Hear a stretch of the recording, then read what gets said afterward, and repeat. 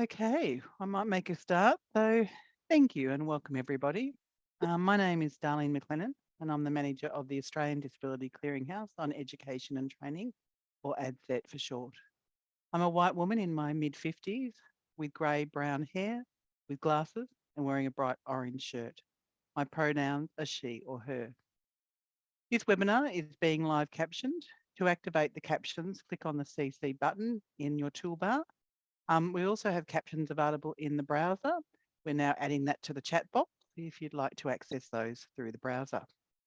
Today I'm in Geelong and I would like to acknowledge the traditional owners of the land, the Wadawurrung people, saying the Wadawurrung people of the Kulin Nation, and pay respects to elders past and present. And I would like to acknowledge the memory of the honourable ancestors. I also want to acknowledge all the countries participating in this meeting and also acknowledge their elders and ancestors and their legacy to us and the Aboriginal and Torres Strait Islander people participating in the webinar. I'd like to invite you to add to the chat on which country you are in today. Okay, today's webinar, The Disability Officer, a Linchpin on the UD campus, is presented by Dr. Patricia McCarthy and Dr. Mary Quirke. Apologies from Conor Mc Guckin, who is unwell today, so won't be joining us.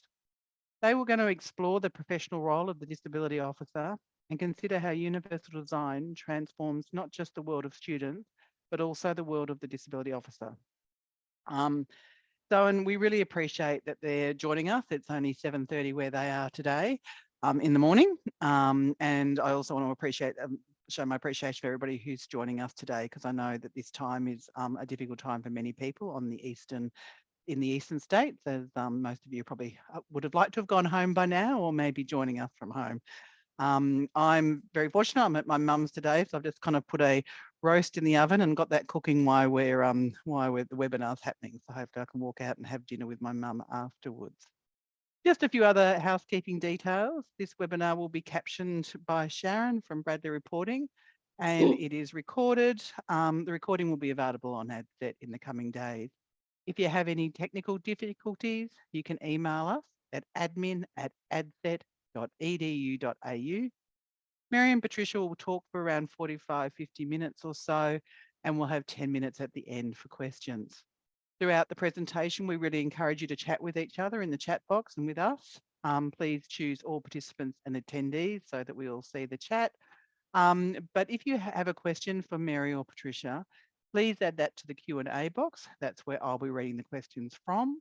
We also have enabled the upvoting, so you can vote for your favourite questions. So that will be the ones I asked, earlier on. So now I'm going to hand over to the wonderful Patricia, and then we'll hear from Mary. So thank you both. I really appreciate you guzzling down your coffee and for joining us so early. Thank you very much.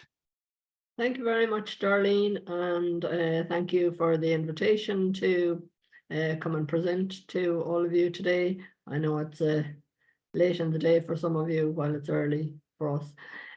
Okay, so Darlene has given the title, and I suppose just in case, linchpin mightn't be a word that everyone uses, but it's a person or thing that is central to an organization, for example. So that's why we're talking about the disability officer in relation to that. Mary, can you go to the next slide, please? Thank you. Okay, so just before I hand over to Mary to introduce herself, I suppose I just want to say that I'm Patricia McCarthy. I work in the School of Education in Trinity College Dublin, and our presentation today will involve PowerPoint slides, and there will be some images, and we will speak to images where necessary, and those that we don't speak to are purely decorative. I do a lot of work in relation to underrepresented cohorts of students, and particularly in relation to inclusion within education and society. Mary, would you like to say hello? Thank you, Patricia. My name is Mary Quirke. I'm currently a research fellow in Trinity College Dublin in the School of Education. My background in the most part was working in the non-government organisation sector, advocating for students and graduates with disabilities. I worked with a head here in Ireland for 15 years and other organisations prior to that doing such work. Thanks, Patricia. Okay, maybe move on to the next slide. Thank you. Okay, so I suppose today the challenge is, as disability officers, where do you believe, or do we believe, inclusion in learning starts and stops? And I suppose the solution is to design a shared appreciation of inclusion for all across the UD campus. And I suppose just to give a little bit of background in relation to the publication, I suppose, that we will be referring to today, it was published in 2016, I believe. So I suppose in some ways, you could say that this might be a little dated, but as we speak today, we'll tease some of that out.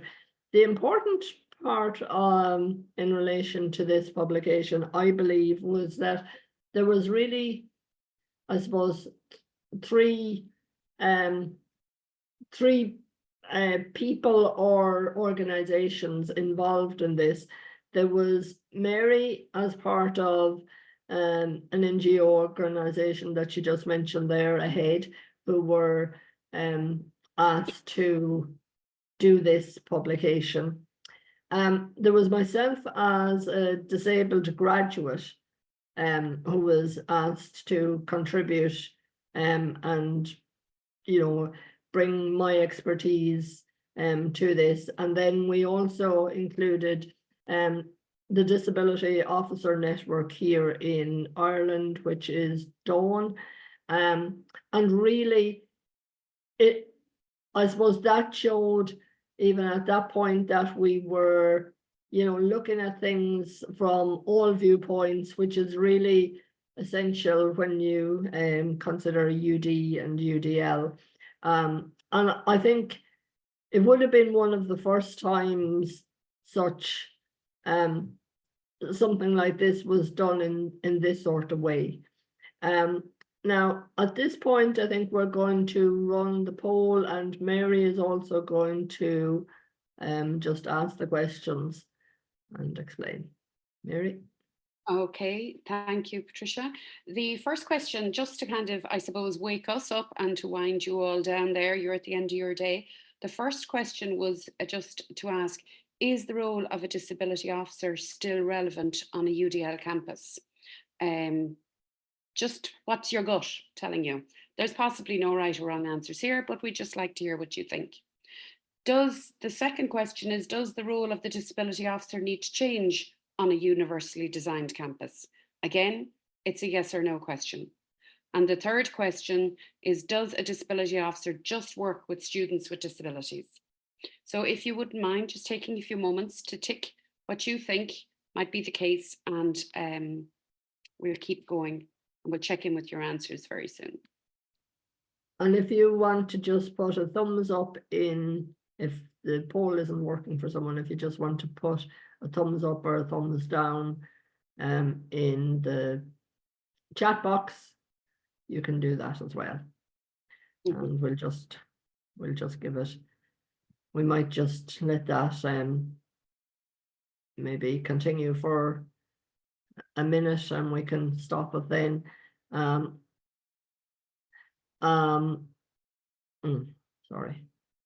I don't know where I'm at. I can't. Sorry, I can't now see the screen. I don't know what I did. Sorry, excuse me. Can you reshare by any chance, Mary? I will, no problem. Sorry, no, excuse Sorry. me. Great, that's fine. I think I might have hit something by mistake. Okay, so I suppose really, because they were just yes or no, we can stop the poll probably now. Okay, we'll move on to the next slide, please, Mary. Thank you very much. Okay, so I suppose just in relation to higher education, you know, today, and I suppose while we might be talking primarily around about it in relation to an Irish context, this is happening globally in many instances. And I suppose, you know, what has changed in higher education, and I suppose, you know, there is an expanding post-compulsory education and often opportunities for a diversity of students, including those with disability. And I suppose the factors that have influenced and are continuing to influence this is in relation to legislation which is underpinned by the concept of inclusion, and the implementation at a national and international level of policies that, you know, have really focused on access for underrepresented groups, again, including those with disabilities. In Ireland, I suppose we have what's called the DARE scheme, which has been very successful. We can come back to that in a while if people want to know more about it. And I suppose that has really enabled more disabled people to access higher education. And I would have been one of those that benefited from that, and I'll come back to that in a while as well. I suppose there's been significant change in supports available to students with disabilities. And I suppose even how those supports are delivered to students, and that has contributed to change as well. And as I said, this is happening at an international level as well as a national level.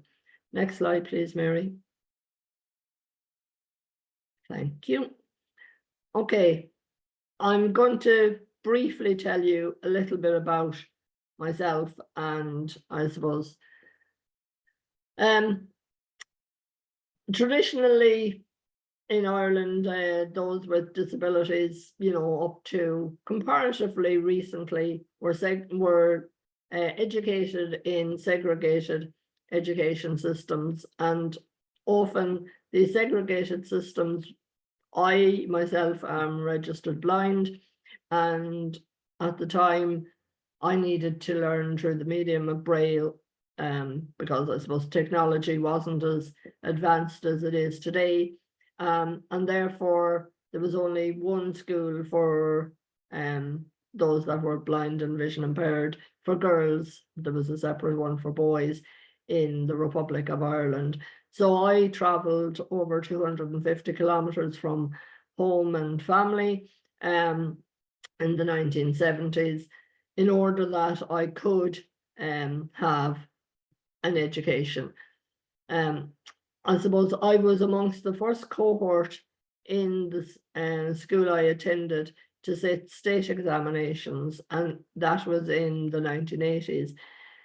There was no expectation, or very little expectation at that point, that I would, or my peers would, go on to higher education. You know, we were encouraged to take up, you know, quite specific jobs, and you know, that was it. There was no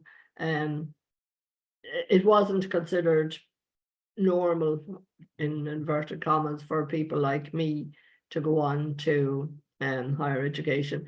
The coincidental thing here is that actually myself and Mary come from the same area in Cork, where my family lived, and if I hadn't a disability, chances are I would have attended the same school as Mary. I'd have been a little ahead of her because of age, but I would have been in the same school. I suppose over a decade after leaving compulsory education for me, I returned to education and undertook a degree followed by a master's, and I suppose 15 years after returning to education, I completed my doctorate. And I suppose why I'm saying this is, you know, these opportunities to go to further or higher education for me arose as a result of the changing attitudes and the changing policies within an Irish context. Next slide, please, Mary. Okay, thank you, Patricia. And what we wanted to say and share is that while Patricia obviously had a particular experience of education that was contrary to my own, the issues for inclusion persist today. And I'm going to take you through these images from left to right across this slide. The top left one would be a picture of you know, a protest saying immigrants' rights are human rights. The next picture is a child with a physical disability in a wheelchair sitting in a classroom. The next picture, a third over on the right, is children from many different countries who are in a kindergarten school together waving their flags. The next one, fourth on the right, which isn't atypical in Ireland or unusual in Ireland, but it's something that made me smile. It's the picture of school gates with boys engraved into the concrete, just in case anybody would want to change their mind about who might wish to attend school there. Again, a very kind of segregationist attitude. And I should, you know, kind of give a little bit of background there when I say that when boys and girls were educated together, that right up into the 2000s, they found that the subject choice on offering things like higher level maths and science subjects varied considerably between the boys and girls schools, and so would have limited future possibilities. On the bottom left would be a picture of technology being used in the classroom, and there is a growing recognition that there is a digital literacy problem. Also, in relation to the next picture on the right, it is again something that is of concern across a lot of our higher education campuses and second level schools, which is Safe Schools for All, which is in relation to consent and everybody feeling safe in school. In Ireland in particular, there can be quite a strong religious ethos in a lot of schools. And the third picture on the right is a group of young girls making their Holy Communion. And the final picture is a class from 2003 from a boys' school in Ireland. And again, the reason this image is there is just, you know, not to point to any particular image, but if you were to stand back and look at it, it just looks like a collage of everyone looking the same. They're all pale, they all have dark hair. There is no difference evident in that picture. And these issues are still in our news today. So while they mightn't be pertinent or particularly focused on disability, it is the same attitude that keeps disability separate in our schools and in our colleges and across our society. And it's that attitude, I suppose, that Patricia would have been pointing to when she said she went, you know, had to go away to school 250 kilometres away. Back to you, Patricia. Okay, sorry, I think it's still, I think this one is yours, Mary. Okay, sorry, excuse me. So I suppose what we wanted you to stop and think about, because we're just looking at the results from the poll here, which I'm also going to share with Patricia, is the role of the disability officer still relevant on UDL campus? 100% responded yes. Does the role, and we should give a background that when we did that disability officer role document, there was a thinking at the time that, you know, we really need to be working ourselves out of a job, which is what prompted us to think, well, what do you mean work ourselves out of a job? Maybe it's just a different job. Does the role of the disability officer need to respond to change on a UDL campus? 100% again also said yes. Sorry, 75%, I'll get that in a few minutes. Just there from Darlene. And then does a disability officer just work with students with a disability? 75% said no. So, but what we wanted you to stop and think about was in relation to, I suppose, Patricia's story. And, you know, while we consider some of the inclusion exclusion challenges that are there today, we wanted you to stop and think about what worked well back then when Patricia was in school that would not work today. And also, and maybe just even pop it into chat, it's just a reflection. And what do you think works well now that would not work back then? So again, it's what worked well back then that would not work now, and what works well now that would not work then. So back to you, Patricia. Thank you. Can you, right. So really, sorry, Patricia, Your one. it was, sorry, excuse me. So having had a deeper consideration as to who our thinking matters for, we now consider the environment we work in. It's very important for us to stop and think about the students that we are engaging with, because change is continues and there's still challenges. Inherently, what we're trying to address is that there is an assumptions there, and it's the attitudes and assumptions that we actually need to work with. There's an assumption that because of impairment, learners with disabilities inevitably have more learning needs than their peers. That is cultural, and it's something that Patricia will talk a little bit more to as we go forward, but it's something that's very, I suppose, still makes itself known today. Past thinking continues to influence inclusion in education, and particularly when we're adopting either special education or inclusive education approaches. And this is well documented across the literature, which brings us on to universal design. Okay, Now, thank you, Patricia. Mary. I suppose we will be talking about universal design for learning in a moment, but we always start with, you know, looking at universal design, because we feel that really this is, and it is where everything started. And the concept of universal design was first proposed by Ron Mace in 1985. Now, as well, Ron Mace was an architect, but as well as being an architect, he was a wheelchair user. So he had lived experience of the challenges of, you know, navigating built environments as a disabled person.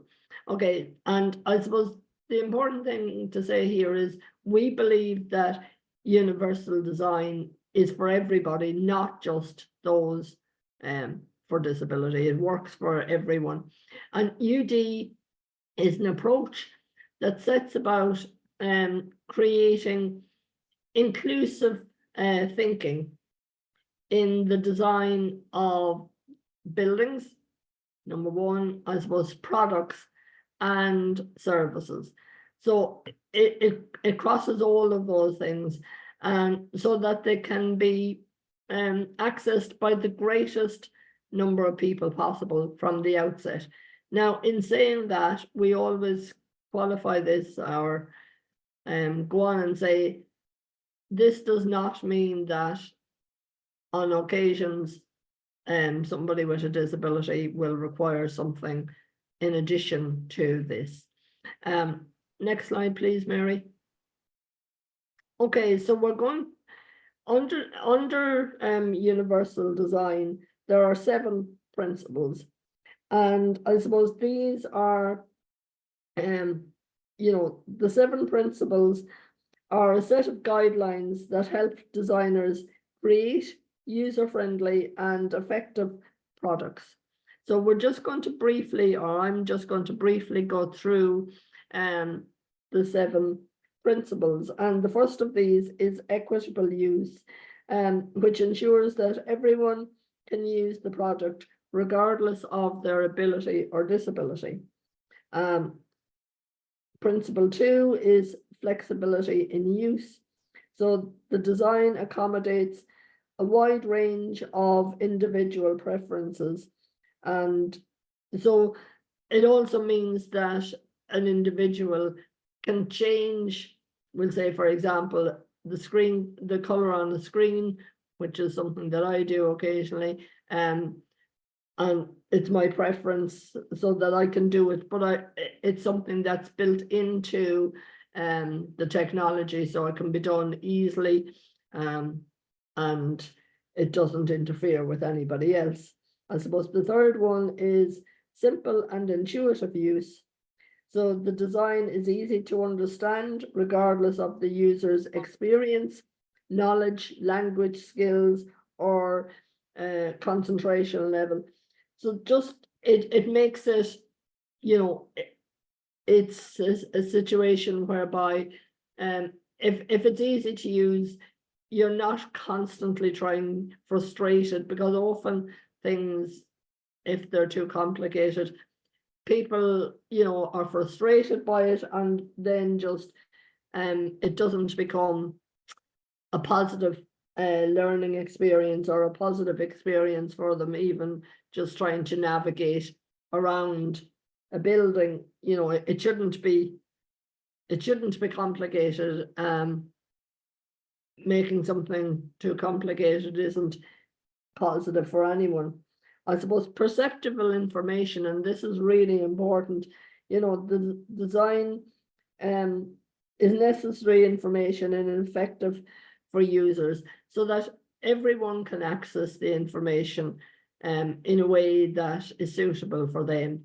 You know, it's easy read, you know, the material is available in a number of different ways without actually having to do anything particular for your, you know, to make it accessible for yourself. Tolerance for error, and this is one that Mary and myself often refer to. I think we like to understand it, and I suppose it's so that users can recover from errors easily without severe consequences, so that, you know, we can all make an error, but that it doesn't impact negatively on a long-term basis. Often, and I feel anyway, you know, many of us learn by our mistakes, you know, and anyone that says that, you know, they don't make a mistake, I think great, but, you know, I regularly make mistakes, and it's that we don't want it to have a negative impact for others, but an appreciation that it is okay, you know, to make a mistake, that we're not all perfect on our first attempt. I suppose the sixth principle is low physical effort, so that the design can be used efficiently and comfortably with minimal physical effort, so that, you know, people are not exhausted by going through a process before they ever get to undertake whatever they're going to or attempting to do. And the last one is size and space for approach and use. Users can interact with the product comfortably and efficiently, so that, you know, if you're using a piece of equipment, that it's easy, you know, you're not having to overstretch or things like that. And I suppose they're really important principles to consider when you're thinking about UD. Mary, do you want to add anything there before we move on? Yeah, I think the key thing, and while many people feel they might know universal design, it's very good to revisit them, because Mace, as a physical architect, brought an awful lot of knowledge with him when he came up with those 7 principles.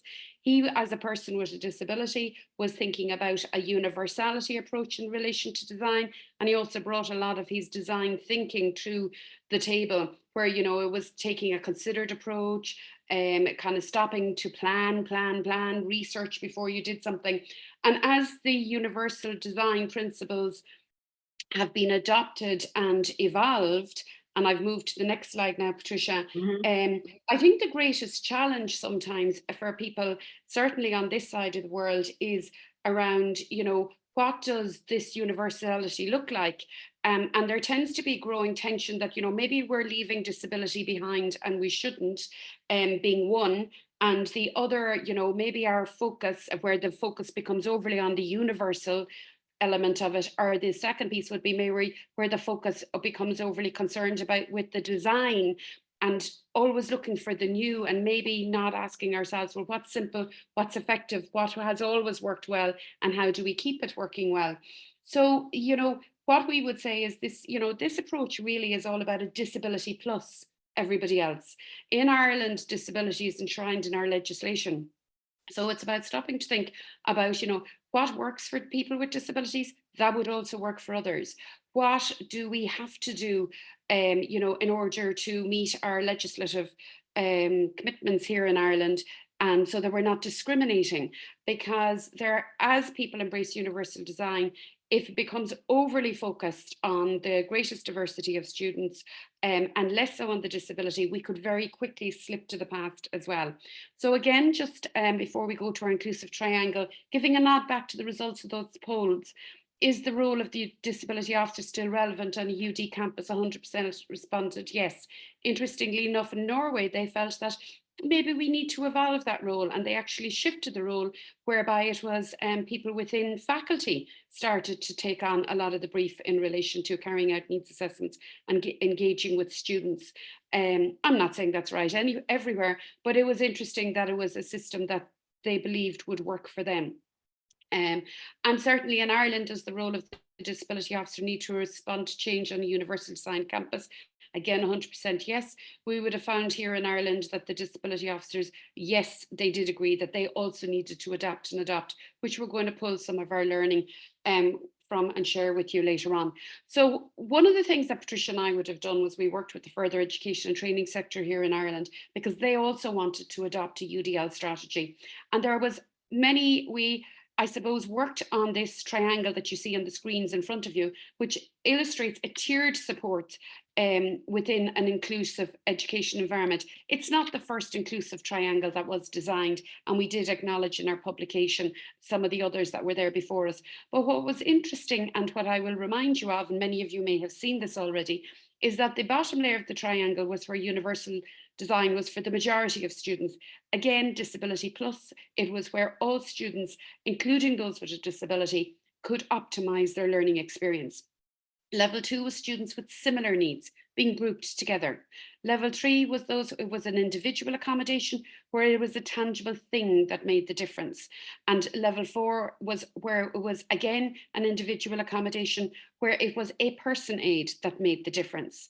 What we would often find when we look at this inclusive triangle is that there tends to be a shift towards the bottom, but those students with similar needs, we haven't stopped to think about what does that look like on a contemporary UDL campus, and what does that mean for the disability officer as they engage with that? Because if we continue to treat students with similar needs the way we always did, are we really evolving in relation to UDL?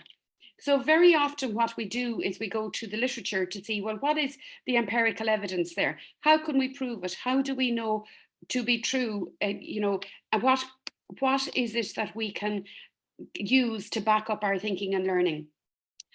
Patricia and I, when we did a systematic literature review, or a literature review, I should say rather, while there has been many other literature reviews done in relation to this since, we found first and foremost universal design is a design process, and it comes from design principles. An awful lot of our thinking in education comes from psychological concepts or pedagogical concepts, but it is interesting to stop and think about the design process and how this relates to things that we do. UDL and UD is an approach. It is something that you think about almost as you begin to do something and continue to do so. UDL is a practice. And we would go as far as saying, yes, it's something that you act on, but it's something that you do again and again and again. It's almost as if you're always at the beginning. UDL was developed in the main for teachers and pedagogical practices in America, which suggests that there's going to be cultural influences. It was designed for a specific education system. It was designed for a specific cohort of students. And I suppose if we think back to that design process, and I was to suggest to any one of you on here this evening that you were going to design a new kitchen, you mightn't always look to another country and think, well, that's going to work for me. Or you mightn't even necessarily look to another state. A design process suggests that you have to stand back and think about it in terms of what's going to work for you in the first instance. UDL is a relatively new phenomenon. While, UD did have its origins in the 1980s, I suppose when you think about inclusive theory and inclusion on campus, it is a relatively new phenomenon. But one of the things that we do draw from, and it was one of the reasons that, and Patricia highlighted this, that we brought, I suppose, 3 elements to the table when we were looking at that disability officer role document, is that it's multidisciplinary and interdisciplinary. UD was multidisciplinary and interdisciplinary, and UDL, when they developed it in the States with Rose and Meyer, was also multidisciplinary and interdisciplinary. They sat people down and they stopped to think about what works best in this scenario.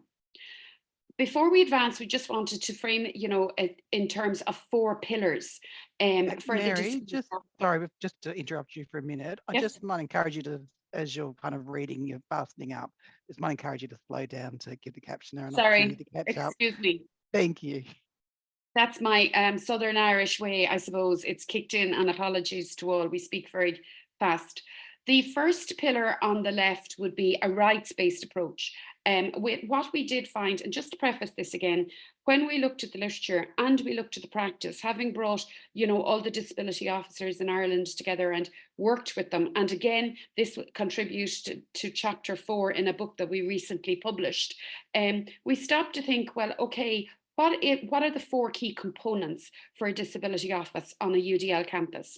The first one was that it's a rights-based approach to inclusion of people with disabilities, both in education and employment. That's quite important, and we'll come back to that. The second one is that it's a move to position teaching and learning within the UD and UDL framework. The disability officer in Ireland traditionally was very much engaged with sitting down, doing a needs assessment with a student or learner on campus, advising them what they might need, and then a report would go into faculty, and they would, I suppose, adapt and adopt accordingly. But the UDL on campus and the UD on campus meant that that position was shifting. The third pillar was that it required a collaborative approach, and there needed to be key strategic partnerships beyond the lecture hall and actually beyond the disability office also. And the fourth pillar was that there was an incorporation of the new principles, as in this incorporation of the new UD and UDL principles demanded a new engagement from the disability officer. So Patricia is going to introduce you to the 4 positions that we identified at the time for the disability officer on a UDL campus. Okay, so I'm just going to read through them now first, and then I will speak to some of them and Mary will speak to others. Okay, so the position 1 is to influence campus policy to positively impact on the inclusion of students with disabilities. And I suppose just to state here, while we may not mention students with disabilities in each of these positions, it was understood that students with disabilities were central to all of these positions. So while they're not explicitly mentioned in all of them, it is implicit in them. I suppose the second position was to ensure that the growing population, that being those with disabilities, will have the optimal learning experience by ensuring that the environment is designed in an inclusive manner. The third position was to encourage and advocate for the adoption of UD and UDL across the campus. And the fourth position was to become the go-to expert for staff and those that require necessary and ongoing supports. Okay, next slide, please, Mary.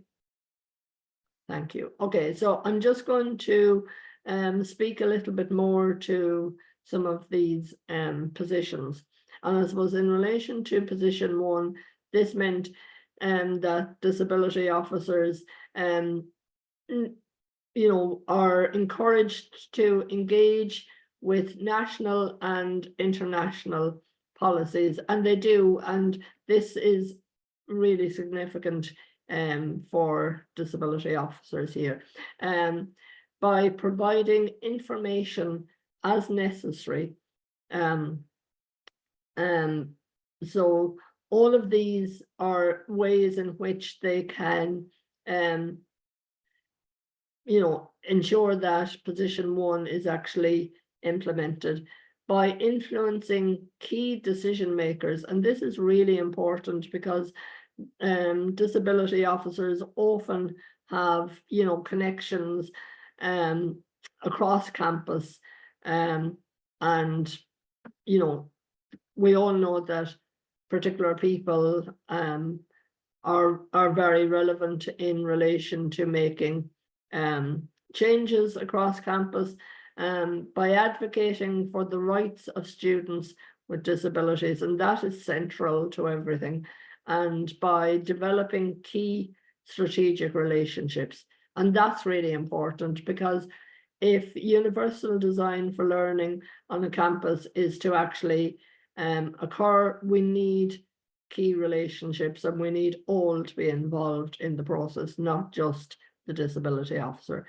In relation to position 2, I suppose, and disability officers are very much they have their finger on the pulse in relation to disability issues and things like that.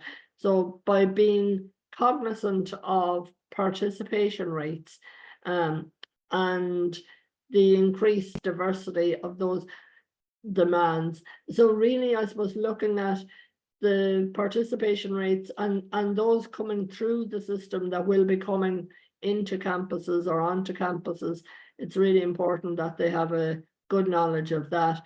By continuing to contribute to collection of data, and data, as we all know, is really important, so that it supports UD and UDL development. Research underpins a lot of what changes are made. By utilizing the needs assessment process to drive and redesign provision.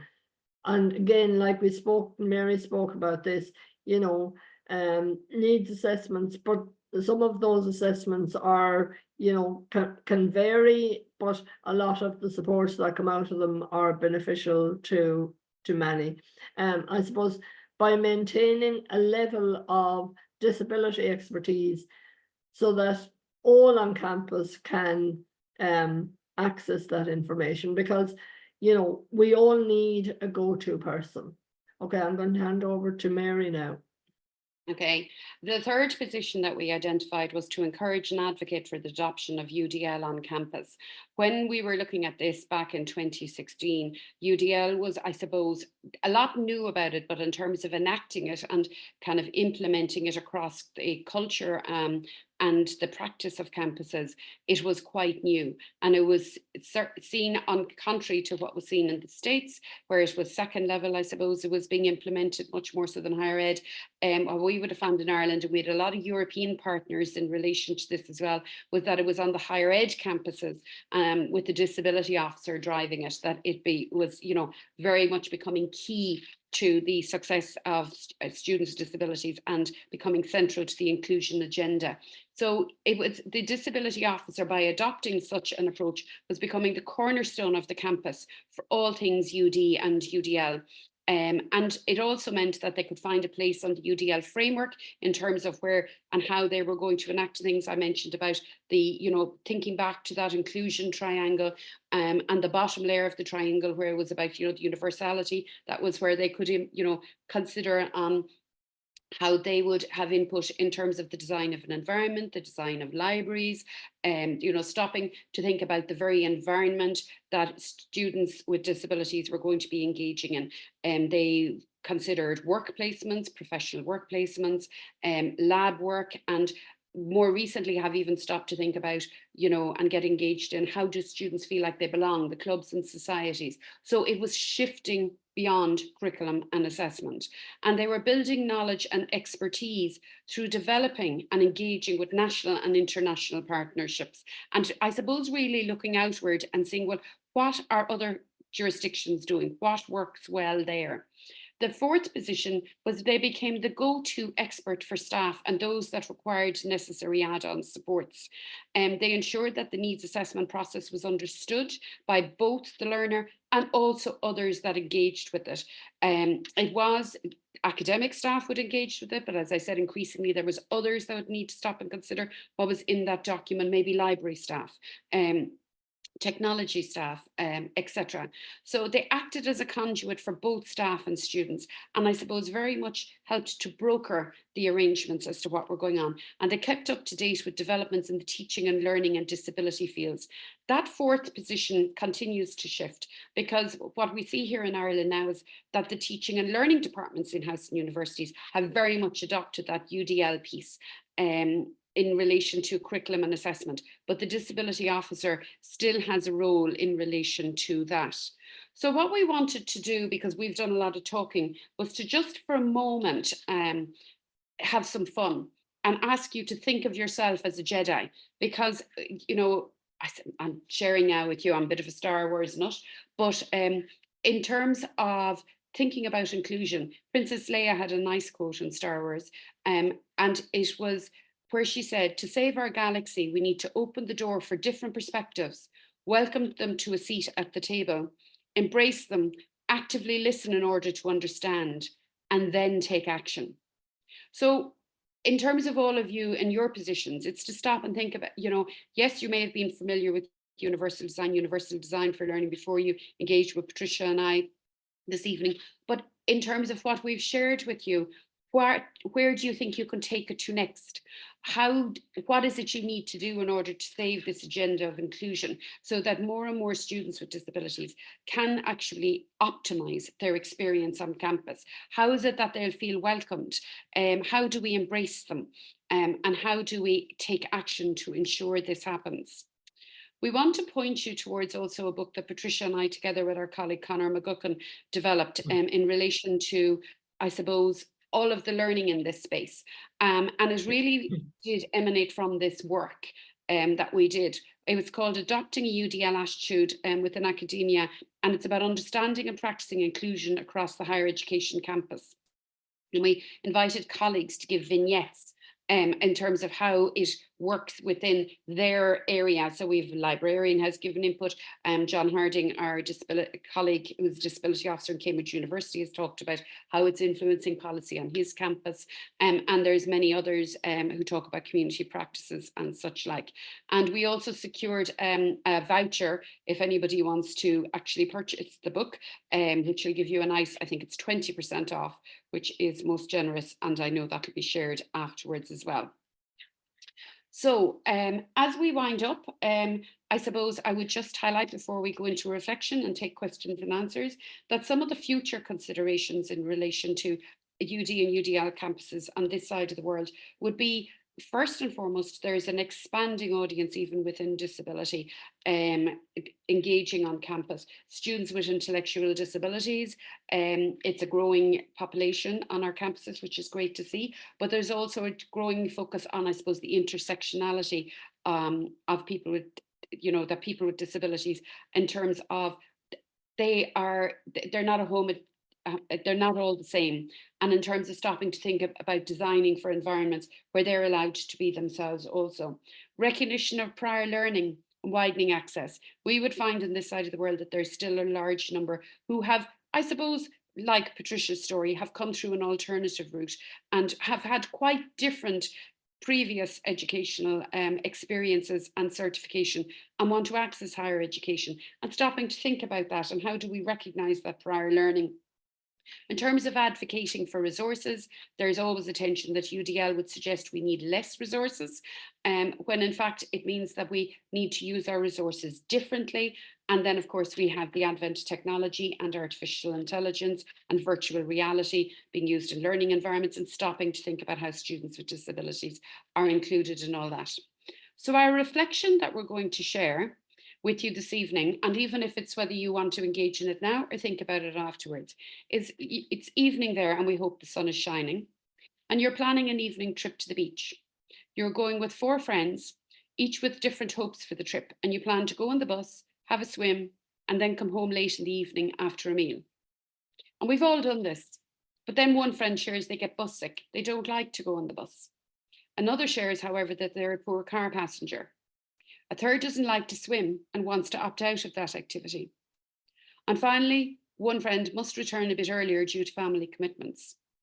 But the idea of this is that it's a group activity and to refocus on rekindling relationships. And already we're having a lot of asks before you have even left. So it's to just stop and think about, you know, what is happening here and what solutions do you propose? And the reason Patricia and I wanted to share this reflection is to say that we do this every day in our daily lives. We engage with a diversity of people every day. We accommodate every day. We redesign every day. We stop and think about how we're approaching things every day. We don't always get it right. And sometimes it's from that that we learn in order to go forward. Would you like to come in here, Patricia? No, yeah, I agree with everything you've been saying. Sorry, I had to mute myself because my dog was deciding to move around, so sorry.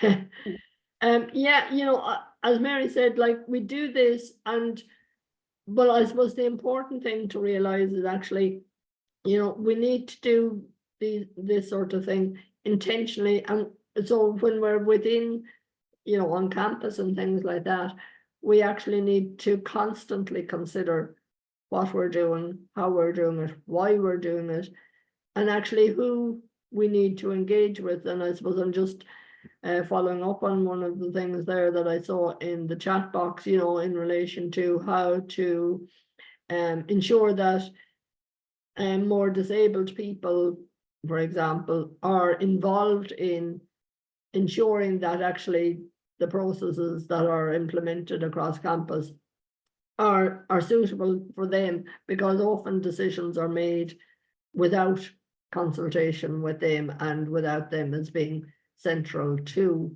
the conversation. And I suppose what has happened over the years, or until comparatively recently, is that people with disabilities are not at the decision-making table. So I suppose it is considering those things and ensuring that when we are planning, that actually we're consulting and listening, authentically listening to all concerned. Yes, Patricia, and another thing, reverting back to the beginning of the presentation, as we prepared this slideshow for today, and we stopped to think about, well, how is that disability officer role even being challenged again?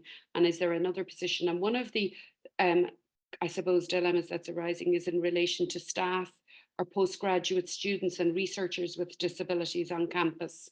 And, you know, where does that sit? Where somebody is no longer a student, but now is a staff member with a disability. And it's sometimes brought up that, you know, yes, the disability officer should be supporting HR, human resources, and others might say, well, no, that's not entirely appropriate. And there is a little tension. Certainly that's something that's evolving on this side of the world also, because this is a new population that is coming in and rightfully taking their place. It's a shift of power, actually, because it was often seen that the hierarchy was, you know, that we're here to assist the student, and was top down approach, whereas now increasingly it's possible that the person with a disability is on staff, and maybe things need to be considered with regards to that. Have you anything to finally say, Patricia? Yeah, no, I suppose what you've just said there is really important, and it is how, again, it's how the disability officer works with HR to ensure that is, you know, those needs are met in the best possible way. I think that's it. We're open to questions, comments. Thank you both. That's absolutely fabulous. So we've had a couple of questions come in. So it's fabulous. And we often get more engagement in the chat, but I think this late evening, maybe we're all starting to wane, and you guys are revving up. But thank you so much. It was really wonderful. I really recommend people getting the book. That's how I came across Mary and Patricia, as I did purchase the book and read it, and I was very excited that the disability practitioner's role was included in that book, and it's a great chapter. So Patricia, you spoke about one of the questions that was asked in regards to how we can ensure that lived experience is a part of the critical conversations we have. And someone was kind of, so that maybe Mary, your reflections, what can we do more across the sector around ensuring lived experience is, you know, a key point or probably pivotal in the conversation, but also, yeah, how are there any ideas that we could have to keep these conversations going? Yeah, I think that the challenge when I go back was, or it's become a challenge. I think the beauty when we go back to 2016 was the UDL was considered all new and shiny and was kind of a new approach. And yes, it was adopted and embraced. I think there tends to be a little bit of what I'd almost call UDL fatigue entering now. Certainly our greatest challenges on this side of the world would be, first of all, what I alluded to when I said that universal focus, that it's either on some campuses seen to be the approach purely for people with disabilities and not everybody else, because there's so many other approaches, including trauma-informed approaches, etc., that are being pushed out there. And a lot of the staff and support staff feel quite fatigued by this and feel, you know, which approach am I aligning myself to here? And equally on other campuses, the push is that it's for a universality of students, so much so that the student with a disability can sometimes feel lost. And I think that it came up there in the commentary, there where, you know, somebody said that people then almost overcorrect or starting to look for complicated solutions and get themselves a little bit tied up in knots. The disability officer has so much experience and has seen change before, and is going to continue to see change. For many disability officers, they engaged with the first students on campus. They introduced you know, certain how to accommodate certain disabilities for the first time on some courses. Certainly in Ireland, you know, initially when students with disabilities came to college, they were very much in the arts and humanities based courses. It was as they engaged in the professional courses such as teaching, medicine, nursing, and there was professional internships. There was some very real challenges arose, and UDL really did help facilitate conversations around those challenges. And it's learning how to use it as a framework, as Conor, our colleague, would often say, as a yardstick, not as a box ticked, not I've UDL'd it. It's that constant. And I think that's why the UD7 principles, which Patricia went into, really do help that, because UDL really, to be honest with you, looks at curriculum and assessment. And this is why we really tease this out in the book. Yet there's so much more happens on college campuses in relation to learning. Learning happens outside of the lecture hall in so many spaces. And we do need to stop and think about that if we're really going to start designing for inclusion in an authentic way. Now it's early in the morning here, and I hope I've answered that question, because I feel I should be at lunchtime answering such a question. Definitely. So apologies. Patricia might be able to come in there. James has responded to Leanne just talking about that we have a disability action and inclusion plan, or disability action plan, that our Human Rights Commission encourages organisations, and some states have mandated that, and it's probably a good way to kind of look at some way of ensuring that, you know, staff with disability and people with disabilities are actually at the table in those conversations, which is great. Just another question we got was, what does the transition to with the transition to this role for the disability officers, and then the students expecting individual adjustments still, like we've kind of got that kind of in that luck, you know, that thing where you actually kind of supporting a student into a course and the lecturer is doing great in UD and UDL design and so forth, but then there's still an expectation from the individual to say, but I want adjustments, and you kind of say, but you don't need adjustments because it's already built into the course. So has much come up in Ireland around that as you know, yeah.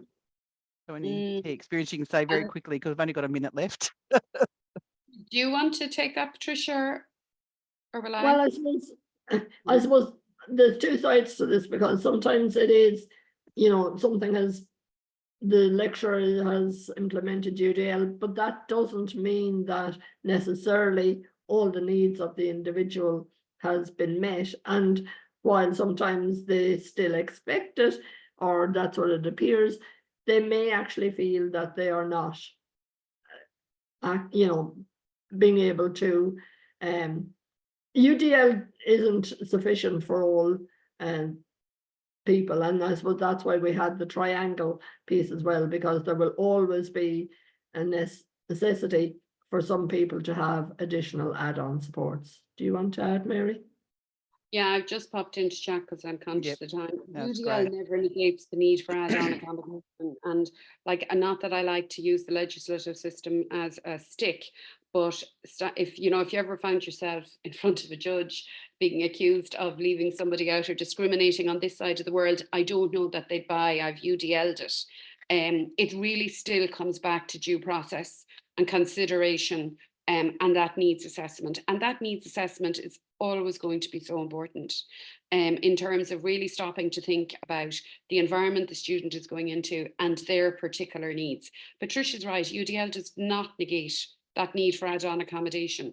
And if a student comes forward and raises their hand saying, I have a difficulty, you know, I would have often said, you know, are there others with difficulties? How many others? Because that obviously can point to maybe one challenge. But if a student, and we have seen this in our work, you know, comes forward and says, I have a difficulty, it could be that they're the first deaf student who happens to be taking a nursing program in that college. There could be assumptions made around what they can and can't do. So we're re-educating the system as we go forward. So and that often gets, I suppose that gets more complicated when they're required to do placements and things like that as part of their coursework. So I think that's really important to look at that as well. All right, well, I'm going to have to wrap up. There's a couple of other great questions I would have liked to have got to. So I'll have a chat to Mary and Patricia and seeing if we can put some answers in the content. Thank you. I really I've been very fortunate to get to have a couple of conversations with Patricia and Mary, and it's always great to find kindred spirits across the way. So I thank you so much for your time and sharing your learnings and your experiences with us tonight. Just a plug, we do have a Universal Design for Learning Symposium. I hope you all heard about, which is happening in the 12th of June in Melbourne and also online. So I think the links will be going into hopefully into the chat as we speak. We also have our Accessibility in Action Awards that are now open and taking nominations. So please nominate a team or an individual. And for this year, we've also got an award in the name of Trevor Allen as well, one of our esteemed colleagues. So thank you, everybody, for joining us. Well done for those on the eastern side of the state to be here late. Thank you for the people from WA who've turned up. It's fabulous that, we get to have these conversations, and I'm really looking forward to continuing them. So thank you both, and thank you, everybody, for joining us, and have a great night or have a great day. Take care. Thank you. Thank you.